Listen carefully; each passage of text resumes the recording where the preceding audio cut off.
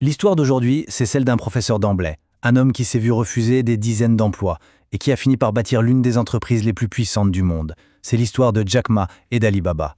Et c'est aussi l'histoire de la bataille à très haut risque qu'il mène aujourd'hui pour son avenir. On va commencer avec un chiffre qui donne un peu le vertige. 25 milliards de dollars. C'est tout simplement le montant de la plus grosse introduction en bourse de toute l'histoire.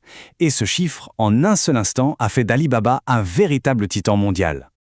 Mais bon, pour comprendre comment on en arrive à un tel sommet, il faut revenir en arrière, au tout début, à une époque où, pour le fondateur, les portes se fermaient les unes après les autres. Et le voilà, Jack Ma.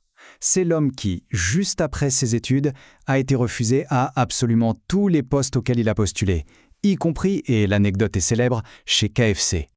Son parcours a donc commencé de manière très modeste, comme simple prof d'anglais.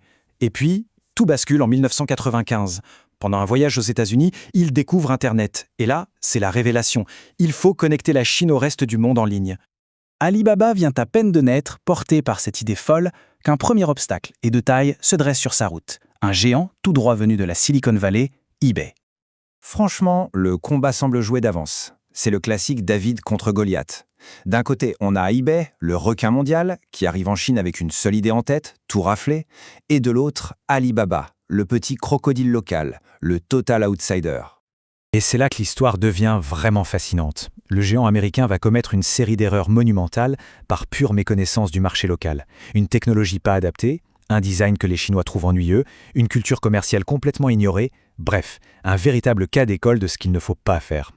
C'est Jack Ma lui-même qui a résumé la bataille avec cette métaphore absolument géniale. Il s'est positionné comme le champion local, celui qui défend son territoire, son fleuve, une stratégie brillante.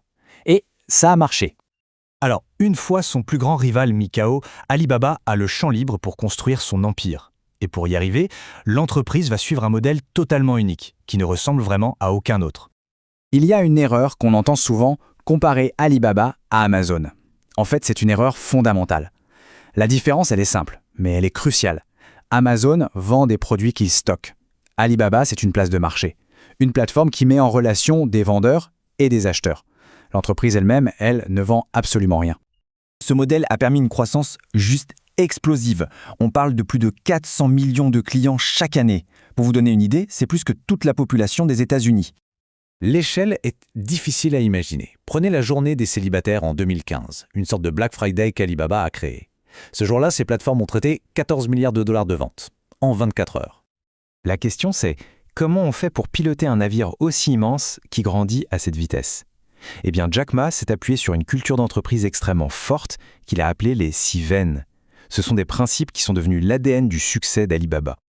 Forcément, avec une telle puissance, le succès d'Ali Baba ne pouvait plus être seulement une affaire commerciale. Son destin est devenu totalement lié aux ambitions de la Chine elle-même. L'entreprise est devenue l'incarnation parfaite de ce qu'on appelle le rêve chinois. Vous savez, ce grand récit national qui vise à redonner à la Chine sa place de leader mondial.